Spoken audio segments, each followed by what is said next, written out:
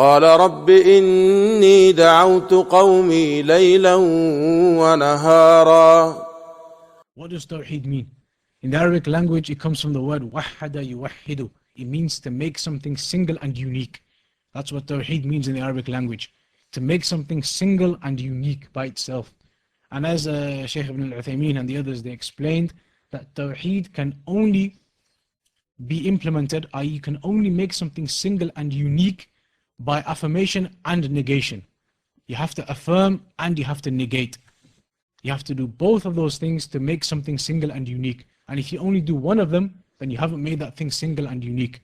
And one of the examples that Shaykh ibn al-Uthaymeen he gave, he said, if you were to say now that, if you were to say, for example, Amjad is in this room.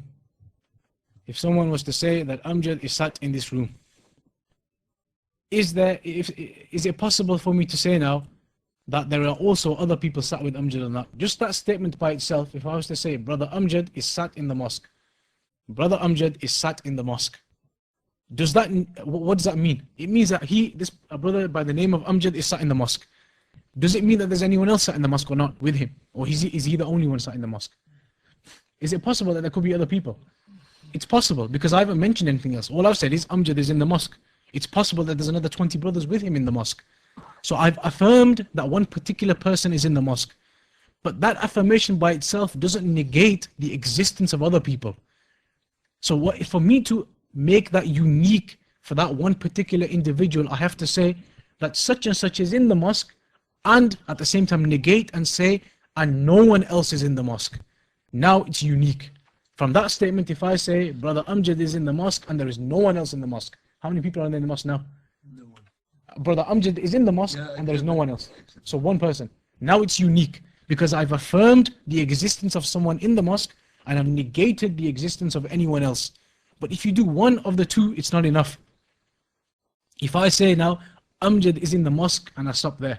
Okay, he's in the mosque, but are there other people or aren't there other people? We don't know.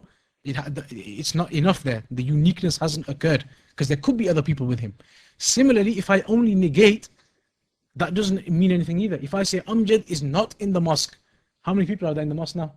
So it could be full. Could be full. We don't know. I'm just saying that Amjad isn't in the mosque, or such and such isn't in the mosque. So negation in itself isn't enough as well. For me to negate and say that there is no deity worthy of worship, for example. Okay, I've negated.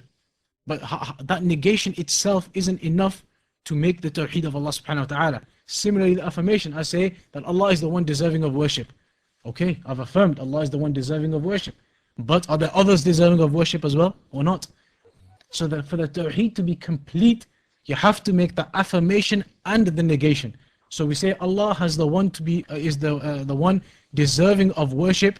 Allah is the one deserving of worship in truthfulness, and there is no other deity worthy of worship in truthfulness. Affirmation and negation. La ilaha illallah.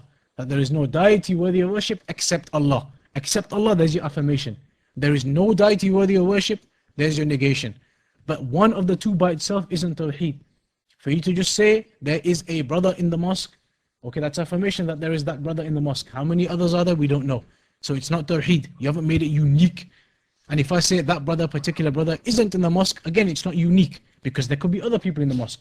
So we don't have that Tawḥīd. We don't have it, the uniqueness and making it one. To do that, you have to affirm and negate. Say such and such is in the mosque and there is no one else in the mosque. Now we know that uniqueness exists. There's only that one brother in the mosque. And that's what we mean by Tawḥīd. That we affirm that Allah subhanahu wa ta'ala, He is the only one worthy of worship and there is no other deity worthy of worship. That's what La ilaha illallah is. That there is no deity worthy of worship, negation, illallah, except Allah, affirmation. So that's what Tawḥīd is. To make something unique, and for you to make it unique, you have to have affirmation and negation.